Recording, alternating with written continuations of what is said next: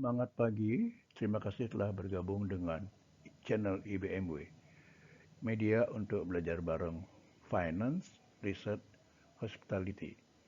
Kajian kita pada manajemen keuangan di tingkat MKU pada sesi 3 membahas topik analisis kinerja aktivitas dan profitability. Kita mulai dengan rasio-rasio aktivitas atau activity ratios. Rasio-rasio ini mengungkapkan informasi mengenai efektivitas manajemen dalam mengelola sumber daya hotel. Jika manajemen hotel mengelola semua sumber daya hotel dengan baik atau sesuai dengan peruntukannya, maka akan dapat dicapai kinerja keuangan hotel yang baik. Berikut adalah rasio-rasio aktivitas. Yang pertama, perputaran persediaan atau inventory turnover. Yang kedua, waktu perputaran persediaan atau days of turnover. Yang ketiga, perputaran aset atau asset turnover. Yang keempat, persentase tamu yang berbayar atau paid occupancy percentage. Yang kelima, persentase tamu komplement atau complementary occupancy. Yang keenam, persentase hunian ganda atau double occupancy percentage. Kita mulai dengan inventory turnover atau ITO.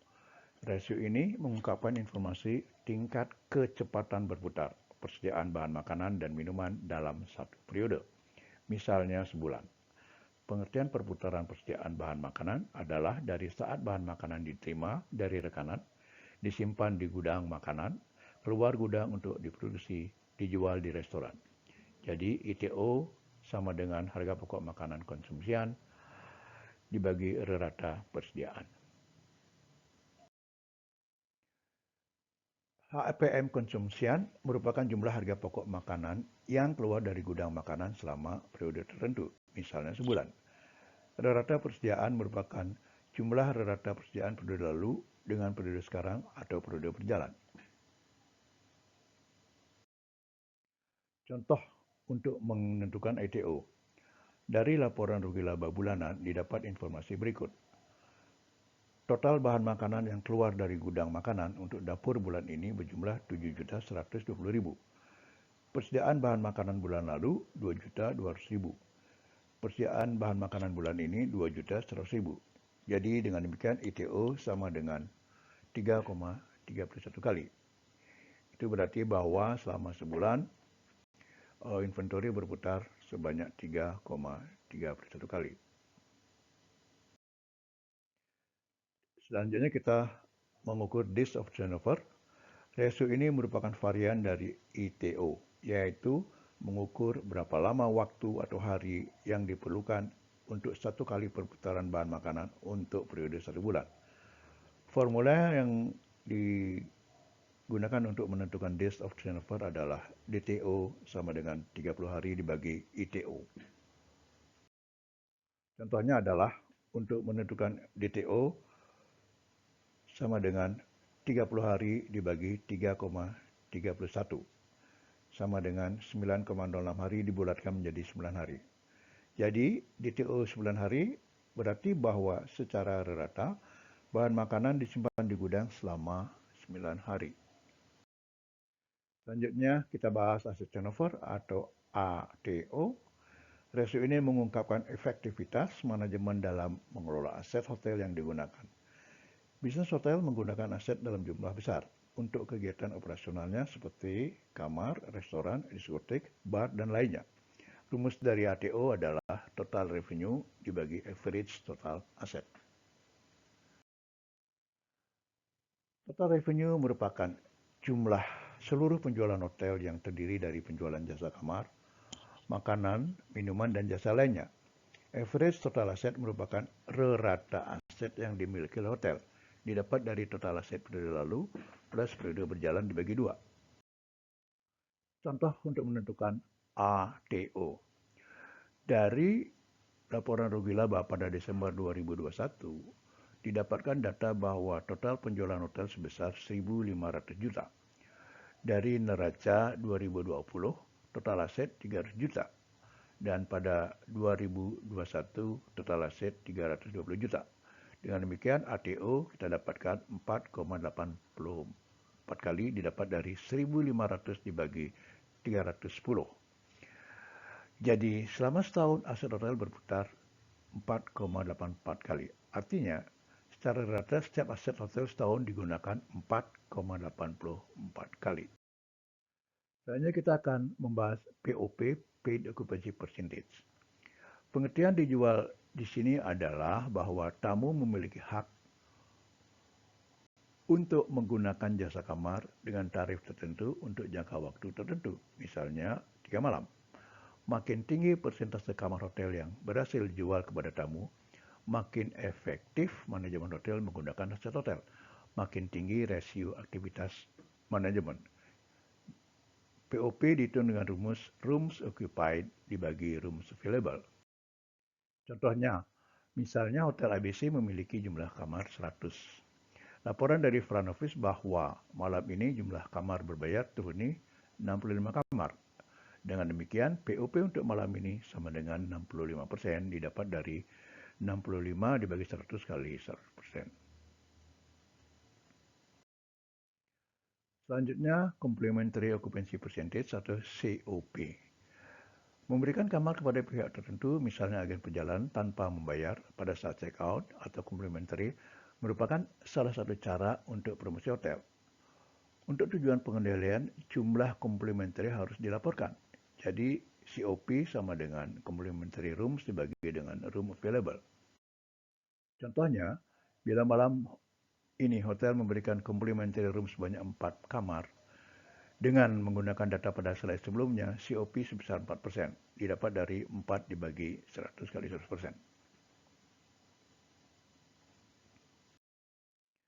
Selanjutnya kita bahas DOP, Double Occupancy Percentage.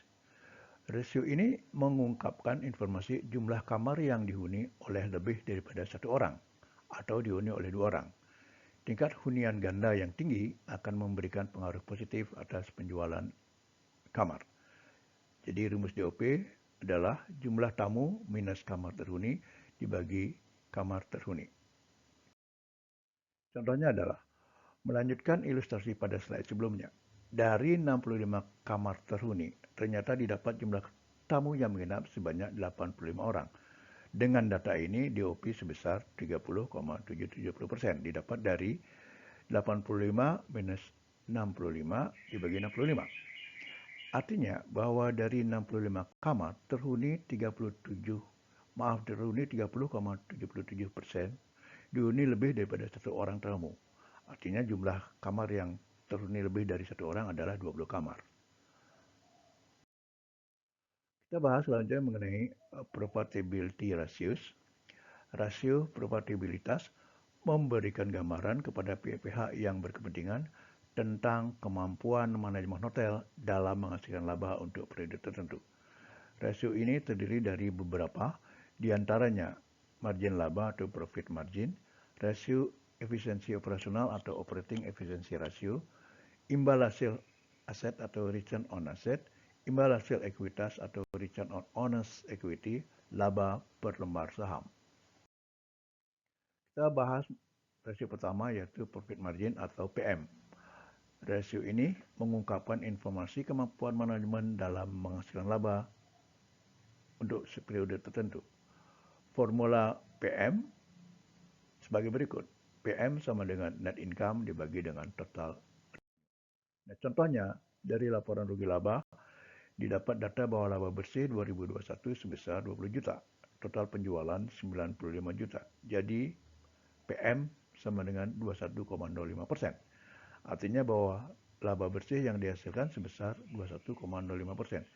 Sisanya 78,95% merupakan total biaya yang terjadi.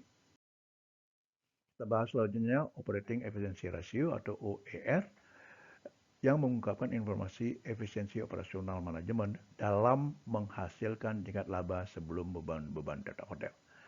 Formula untuk menentukan OER sebagai berikut. OER sama dengan GOP dibagi total revenue. GOP atau Gross Operating Profit sama dengan Departmental Profit minus Undistributed Operating Expenses. Contohnya, dari laporan rugi laba didapat data berikut. Laba room departemen 32 juta, laba F&B departemen 24 juta. Biaya untuk ING 2 juta, marketing 3 juta, Pomek 4 juta, HRD 1,5 juta, dan IT 2 juta. Total revenue 95 juta. Dengan demikian, UER adalah 47,79%. Didapat dari total laba departemental, yaitu laba room departemen ditambah dengan laba FB departemen, dikurangi dengan penjumlahan biaya-biaya UDOS yang terdiri dari ING, marketing, Pomek, HRD, dan IT, sehingga kita dapatkan UER 47,79%. Lanjut dengan return on asset atau ROA yang mengungkapkan informasi besaran laba yang diberikan oleh aset hotel. Bila pengelolaan aset hotel baik, pengendalian biaya-biaya dilakukan dengan baik, dan manajemen selalu berusaha meningkatkan penjualan, maka ROA yang relatif tinggi bisa dicapai. Formula untuk ROA sebagai berikut.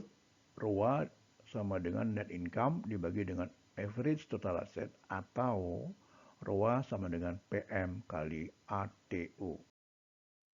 Contohnya, dengan mengambil hasil dari slide 20 dan slide 11 sebelumnya, ROA dapat ditentukan ROA sama dengan PM kali ATU sama dengan 21,05% kali 4,84 sama dengan 101,88%. Artinya bahwa return yang dihasilkan lebih besar daripada aset yang dimiliki oleh hotel.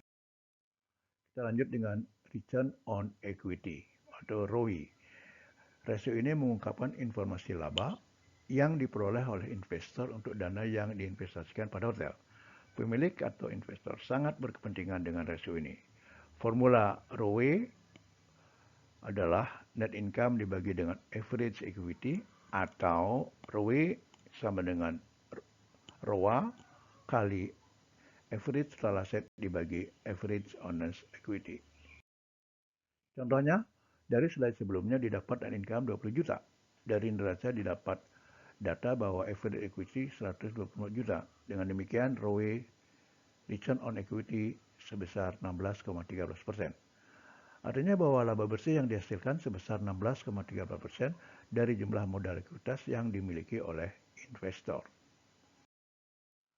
Kita lanjut dengan earning per share atau EPS yang menggambarkan jumlah laba yang dihasilkan untuk setiap lembar saham yang dimiliki oleh pemilik atau investor. EPS dihitung dari net income dibagi dengan average share outstanding, atau laba bersih dibagi dengan jumlah saham yang beredar secara rata. Contohnya adalah dari laporan keuangan neraca didapat bahwa jumlah saham yang beredar sebanyak 1.000 lembar.